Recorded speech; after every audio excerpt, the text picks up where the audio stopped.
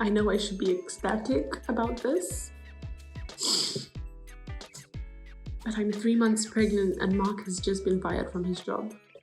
I mean, that would be fine if I was still working full-time, but we made a decision that I was going to go part-time and we were going to have a second baby, and now he's just told me that his job won't extend his probation. I'm like, God, what? What is this about? We just bought a house. I want to believe in you. I want to trust in you. But right now, I just don't see how I don't know how this is going to work out.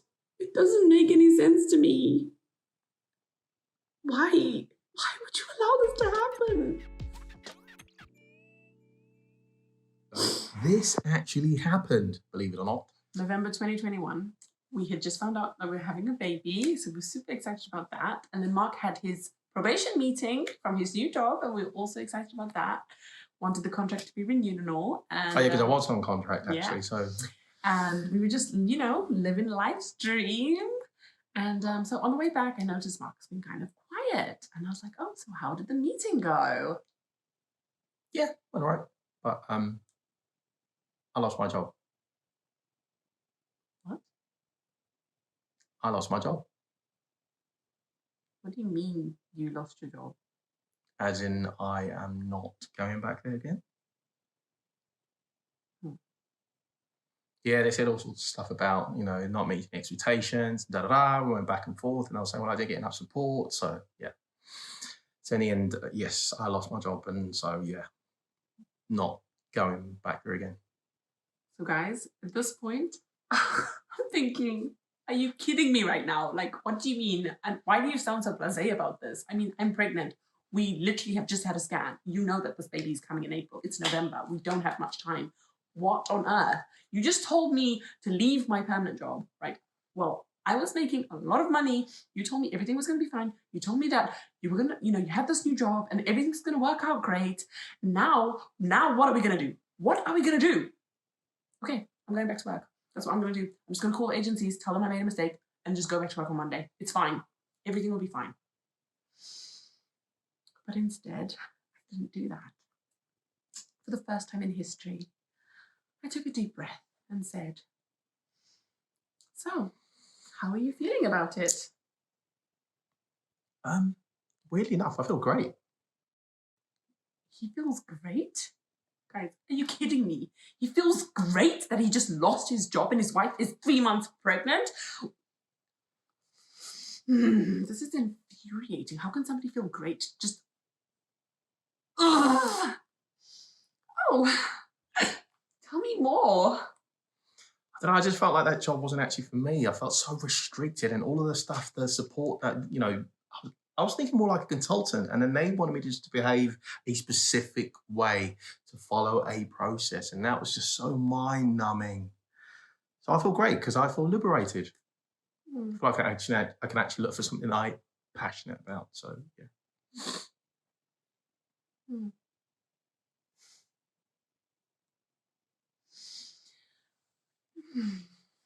I'm sure it'll work out. Thanks, Beth.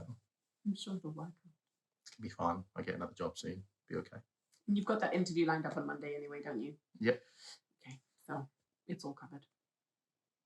So I get home, he drops me at home, and then he goes to pick up our son, right, from school. And I am panicking. The first thing I do is I pick up my phone and I call one of my best friends, and I'm like, girl, do not tell anyone, okay? Mark just lost his job. I don't even know why I'm telling you this because nobody knows. But Mark's just lost his job, and I don't know what to do. I feel like calling the agency, and I need to, what's going to happen? Oh my gosh. She's like, girl, get it together, okay? Just get yourself together. Just calm down. It's going to be okay. You are not going back to the agency. But nothing, okay? Sid, you're leaving your permanent job and you want to go independent. This has always been your dream, and that is what you're going to do. It doesn't matter that he's just lost his job, okay? God is going to do something. Okay? Okay, so what should I do? I'm just going to wait and let God work. That was the best piece of advice my friend has ever given me in my entire life. It was the hardest, but the best. Well Honestly, done. for Bethan to wait, wow. Well done. Well done. Yeah. That is probably the hardest thing that you've ever had to do, which is just to wait. Because it's knowing that you've got a solution. You've just got to be patient. Yeah, that was hard. That was so hard because I could have easily just called the agency and gone, right, get me back into it. I'm a social worker. You know, there's so much need for social workers. I could have just called and gone. So high. Yeah, put me back on, whatever. It's fine. I'll just work. I'll work till the end of until I have to go on maternity leave. It's fine. We'll be fine. But I know most people are probably thinking, well, actually, why didn't you do that? Why didn't I do that? Because we had talked about it and it was time to switch jobs, right? So for any of you that know, we ran a company and Mark was running the company and then I was working full time. And now it was time to do the switch. I was going to go and run the company and Mark was going to go full time. And it was great because he was in a job and things were just working out fine. And we're like, this is so perfect. Our vision was starting to manifest. Yeah, it was starting to manifest. Slowly, and then all of a sudden, severed. Bam! And the thing is, at that particular point, it wasn't like crisis point because we had saved money. We had put away probably about between £8,000 and £10,000, knowing that we were going to have a baby and knowing that I was going to go independent. So we had a plan. We had a plan, guys. We had a contingency plan. It's not like we just did this willy-nilly, but we didn't foresee this happening. We didn't foresee Mark losing his job. And so now we're in this situation and I'm like, okay, well, I could just fix it because I'm a major fixer, right? I want to fix everything. And my friend saying if Bob the Builder had a partner, it'd be he can fix it. She can fix it. So yeah, that was a major thing for me, like to not fix it, to not just go out and get a job and actually stand by the fact that what the decision we'd made and to believe that God was going to do it. And another thing she said to me as well was, this is your moment to support Mark. And I was like, whoa. So she literally was like, get your big girl pants on and get If ready. anybody wants to speak to this girl for more wisdom, we'll let you know. We'll probably put it in the comment section or somewhere in the description box. Sorry, she's my friend. But yeah, she said, this is your moment to support Mark. So when he comes back, you're going to have to get yourself together, gather your emotions, and you're just going to support him. You are not going to say anything hurtful. You are not going to say anything spiteful. I know that you're probably feeling like saying all of this stuff, but... Why didn't you work harder? Why didn't you try? Why didn't you do your best? Haven't you heard of Joseph with the excellent spirit and you just had to ruin it? Well, in my mind, I was thinking... You're feeling fine because I think that was the worst thing. Job? I cannot believe it. You have not done due diligence. Like, honestly, that's how I was feeling. But I was just like, so when he came home, I was like, it's okay. Everything's going to be great. I don't know what we did that day, but we had a fun time. We had a really good evening. We just relaxed. Like, yeah, everything was chill. It was all good. Monday came, guys. He didn't get that job. Was that the, I can't remember. I had so many. And thus it began. The trial of job after job after job interview, job hunting, that lasted in total over 1 year, guys. 1 year and 1 month. That's how long it lasted. 1 year and 1 month. And we didn't see it coming. Interview, presentation after presentation. Application after application. Application after application. Rejection after rejection. And sometimes they just went incognito, didn't even bother responding. Imagine if you have a degree and a master's and experience and you get turned down. How many jobs did you apply for? So we kind of rounded it up. It was more than this, but I rounded it up to about 863. Yeah. 863. Yeah. And I think only about 100 and something responded. If you're watching and you're going through a trial that's similar to this, guys, we feel you. We could just cry with you. Yeah. But every trial comes to an end. Every trial comes to an end. Well, I think before you talk about the end, I think there was something about, like you said earlier, about, we felt we had the solution. But I think this situation was trying us on a slightly different level where we had to tap into another space, which is about us coming together and actually still holding on to each other, even in spite of the storm. I think that was huge. I feel like for me, that was a huge shift because being a fixer and making like finances are the thing that kill me. Like I need to know that the finances are in check. Like honestly, if you've watched our other video on finances, you would know. Like I need to know And I've got to where the money's coming from, when it's coming from, how much is it, and is it covering all the bills? That's just me. So Mark is more like a faith guy. And well, not just faith guy. Yes, faith You is part are, of it, but totally. I think the other part of it has to do with the focus is not money. So I'm more on experiences and let's pull together and make whatever the situation work. Guys, we weren't listen, right? It was tricky because I was pregnant. If I wasn't pregnant, I don't think it would have been as difficult. With savings and a business that we was had generating some revenue. It was, but then so this is what happened, right? We think, oh, it's gonna be fine because we've got the savings, right? That savings is gonna last us like 3 or 4 months. So that's giving you ample time to get a job, right? Okay, so the 3 or 4 months passes, and then we say, okay, no, do you know what? It's going to be fine because we normally have this gig that we do with our business between April and July. Oh yeah. That normally brings in quite a huge chunk of money, and that's going to cover us, right? Yeah. That's gonna cover us, and then we find out that that gig isn't running this year. Cancelled. What? And then we're like, God, now you're playing tricks on us. Like, what is going on? And honestly, right now we're smiling, but in that time there was tears. There was, I don't know, there was just pain. For me, there was just a lot of agony and like, what is going on? Like, I'm pregnant. I was going through other stuff during my pregnancy, you know, different complications and stuff like that. And I was like, in this financial trial, what is it about? Because we went through a financial trial in our first year of our marriage and it was back again. And I'm thinking, have we not learned the lesson? What was the lesson that we needed to learn? Did we not learn it then? And again, what was your observation about, or rather, what were your thoughts about where I was at in terms of, did you feel that as, I don't know, as a man I was doing enough or, you know, that kind of thing? For me, I think because Mark is very faith orientated and I am figures. Wait, is that faith with no action or is that? No, I didn't know because you'd be so calm. Like Mark would always be mellow. Like Mark was always just like this, like a gondola, right? He wouldn't come and be like, oh, today I've made X amount of applications. Not that he needs to, but it was just because I didn't know what he was doing. And so I just think like sometimes when I'd walk in the room, he'd be watching YouTube and I'm like, oh yeah, no. Like, I'm like, are you serious? Like you're not working and you're just chilling. Like, what's going on? You're doing research, is that what you're talking about? I don't know what you were doing, mate. But for me, I was like, he's watching YouTube. Like, what is going on? You know? So for me, I'm just thinking, this man ain't working hard enough to get a job. And I was probably learning something about coding or something. And she just thought, hey, this guy's just chilling. I don't know. Because every time somebody would talk to me, they'd say, so has Mark got a job? Is Mark working? And I think that was the other thing, because you had a lot of pressure from the external. It was really stressful, especially because the baby was coming and people were concerned.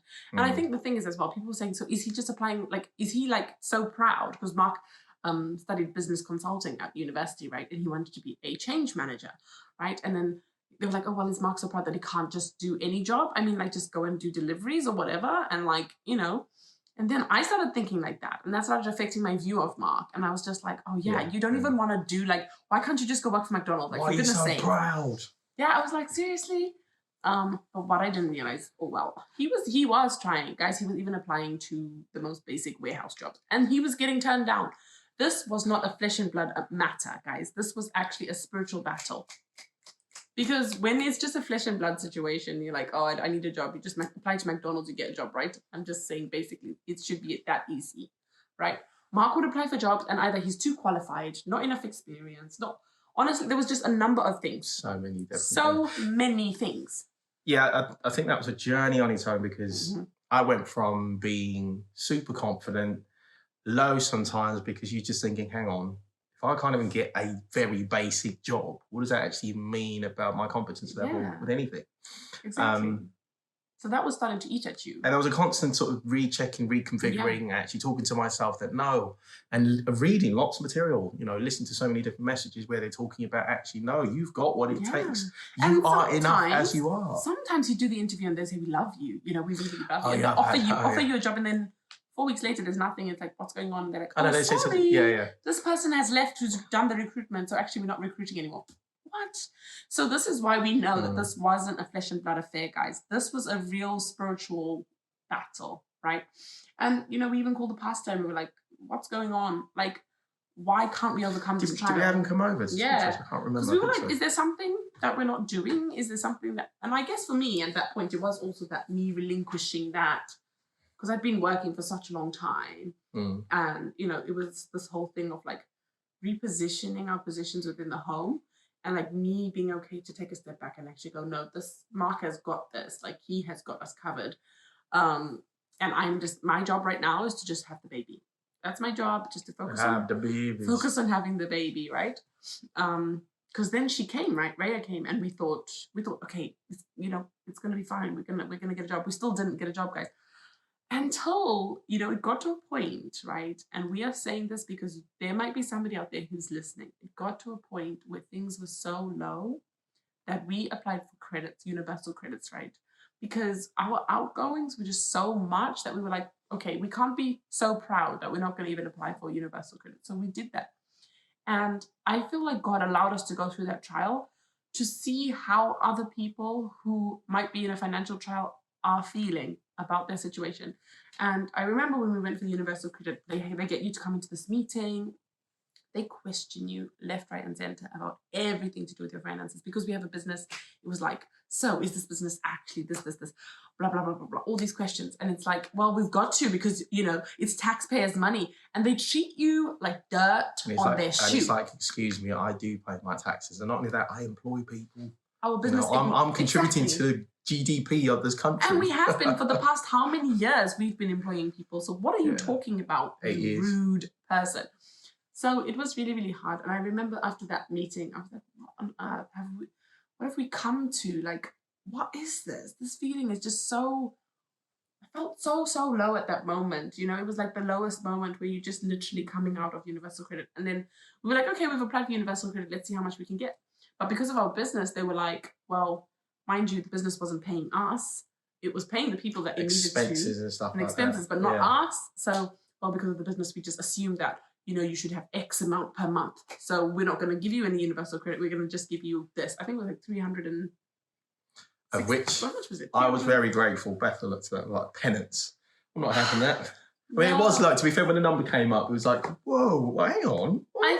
I think I was so surprised because, you know, when you did the entitled to, and it tells you, oh, you should be entitled to about 1,000 something. And I was like, oh, at least 1,000 can really help. That will go a long way. Towards the mortgage for starters. And then when it was £300, I was like, oh, what are we going to do with that? And then it was like, oh my gosh, we still can't even afford anything. Oh my God. And it was just crazy, guys. And, you know, the thing is, right, even throughout all of that trial, like, God, it just reminds me of, was it Elijah? Did what? And the brook Cherith, like when he, you know, when there was a famine in the land and he was fed by the ravens. And that is literally us. Like the past year. And we're not calling our friends ravens, by the way. But honestly, the past year has just been an intense trial. But, you know, through that, we have learned to trust in God. Like, I have learned a lot of things. In our lowest moments when we had nothing, that is when I actually learned how important it is to give. Like, that was another lesson that I was learning. And I think we should even do a separate video on that. But God put this person in our lives and taught us about how she gave when she had nothing. And from the giving and nothing, she gained so much and became really, really successful, and even has her own TED Talk, which we'll put in the description. Go on, precious. So yeah, she talks about that. And I feel like if we hadn't gone through those trials, like the trial of the job, all these other little trials, I would not have learnt them. I would not have learnt about giving when you have nothing. And because when you give from a place of plenty, that's kind of easy, because it's like, well, I've got excess, so I'll just give you. But when you give when you have nothing, that is like, this is my last whatever. Okay, but I'm going to give it to you, you know? I was going to say, one of the biggest lesson for me was what that scripture talks about. I think it says something to the effect of like, you know, he who watcheth the wind does not sow, or something like that. Mm-hmm. So he says sow in whatever season it is, mm-hmm. Because you never know what you'll reap. So even when it was really difficult, mm-hmm. I kept applying. You did. You kept applying. I kept applying. And you got to that point where, like, after we went on the universal credit, then you just applied for this return to work program. He was like, it was interesting because what? I kept applying for so many different things. Then, all of a sudden this thing comes up and it says return to work program by the government. And so I thought, actually, that's a really good, Might as well. program to apply for. And I just applied for it. Yeah. So honestly, I thought it was just a case of, I didn't think, actually, that'd be one way of actually getting back into mainstream work. Because it was supposed to be like an internship for 6 months. Yeah. And I don't know if it was paid. Was it paid? No Either idea. way, it was supposed to help you Don't even know. to get experience in whatever industry, and then you could then go and apply for work. So he applied for this thing, which I feel like that is when you got to the point of like, you know what? I'm just going to go to the basic of basics, even though I'm super, super gifted and qualified, and I know that I could do this, but I'm going to go to the basics because actually that's where we're at right now. All I know is, yes, that's true. And God also was orchestrating things in such a way that, because all the feedback that I got from all the recruiters was that, with what you've got at the moment, there's no way you can get back into mainstream work at the position that you want. Yeah. And God just orchestrated it in such a way that I'd apply through this back door, so to speak. Yeah, it was so odd. So he has to get access into. And the same week you had your uni thing. As well, my uni acceptance, which we'll talk about next week, guys. But so the same week he had the interview for uni, and then he had the interview for this return to work program. And I remember listening to him when he was in the return to work program interview. It was so grueling, wasn't it? Well, we thought it was going to be like, honestly, I thought it was going to be about half an hour. They're just asking me, what I've done in the past, what I'm looking to do, my career goals and stuff like that. And they'll be looking at, just give us a bit more detail in terms of what you've done and stuff. And then, welcome to the program. Yeah. And then they were like, it was an hour and a half, wasn't it? This. Tell us more about this. Tell us what you did on this. Tell us exactly what you did on this. Okay, so tell us more about this. Tell us about this. And I remember when you came out, you were actually like... I came out and I was like, Bethel, I have no idea. Why would they, for a government program, be grueling me so much and asking me so many questions? They should have just said, oh, thank you, here's the job. But no, they were grueling me. Mate, it was hard. I even felt for him when he was in the interview because I could hear him and I was like, God, please just help him. And then we forgot about that, didn't we? Yeah. We forgot about that. We're just like, no. You know when you've been rejected so many times? I was so used to it. Honestly, I got to a point where it was like, oh, okay. Anyway, I've done it. Okay, next one. Next. But I also feel like at that point, like, we just, I think because we got to that place where we just like, God, whatever. Like, I think, at that point it was just like, whatever, God. Like, we've seen that you're covering our bills. We've seen that you're feeding us. We've seen that the kids are fine. We've seen that we're still living our lives. And we don't know where the money's coming from, but somehow you're providing it. And we're paying our mortgage and everything's fine. So whatever, we're just going to trust you, right? And then it was actually when we were filming one of our Marco Bella videos that a phone call came through. And we missed it because we were filming. She left a voice message. She left a voice message, didn't she? What did she say? So, Mark, I really want to speak to you because, we want to make you an offer. So when you get time, please give us a call back. So you can imagine hearing those words. Somebody actually wants to make an offer. What? Oh. This was what? The August? feeling. Was this August? August, September? Yes, August, September. Yeah. I want to say October. Was it October? I think no, you so. started June in October, so it could have been September. Okay. Yeah, end of September.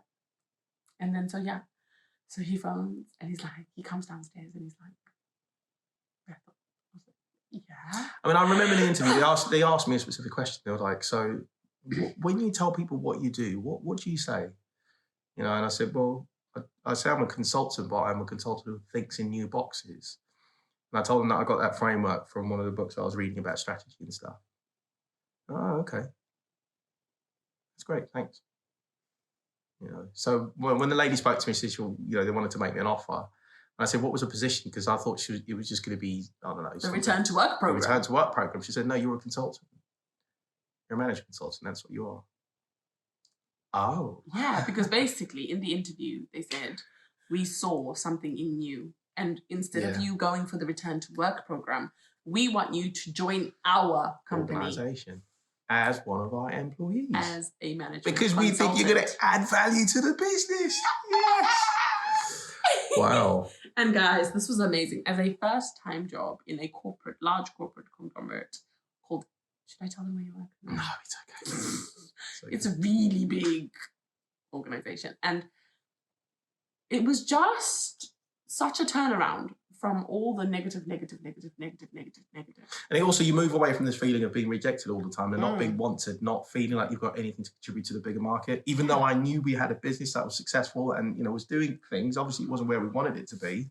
We're making so much progress, but only to hear the market and everybody else within it say to you, we don't want you, we don't think you fit here, and all sorts of stuff. But to turn around in this moment and say, we love you and we want you on board. Yay! Anyway, yeah, what a feeling. So guys, that was awesome. And do you know what the thing is, right? That awesome feeling, it was so amazing. But part 2 of the trial. Hey, Bethel, do you know what? The most memorable thing for me, actually, after telling you what happened, I remember Bethel on her knees and arms raised, and she's just crying out to the Lord, like, oh, thank you so much for this moment. It was just special. I know, that was special.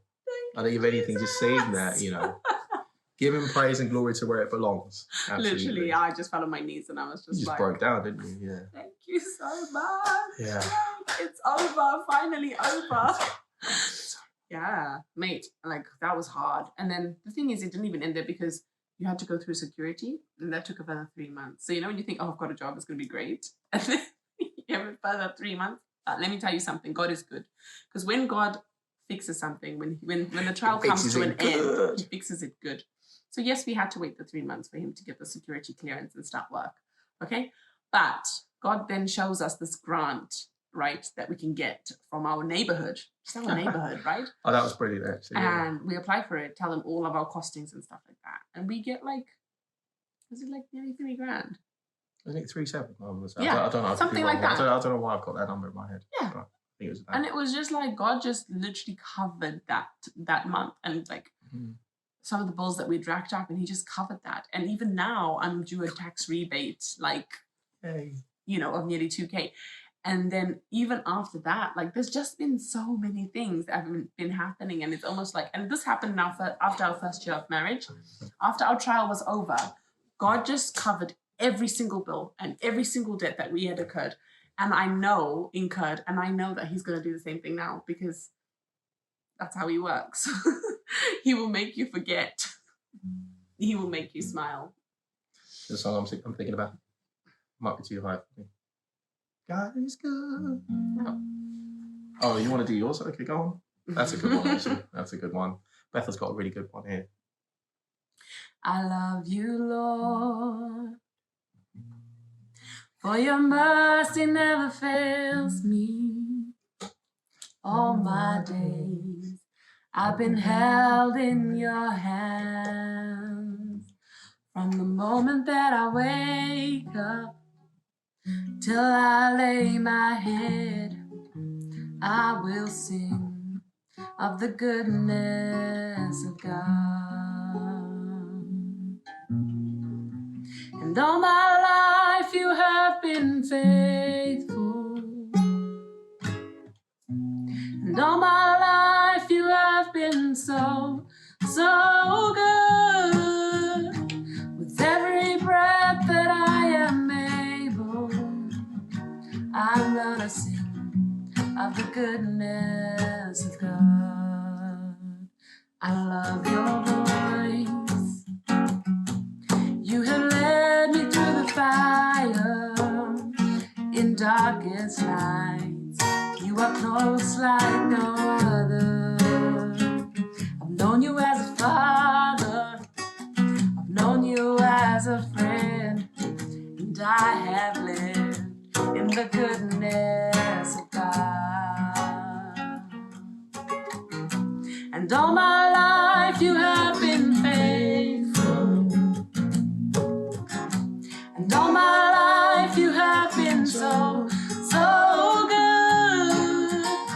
With every breath that I am able, I'm gonna sing of the goodness of God. I'm gonna sing of the goodness of God.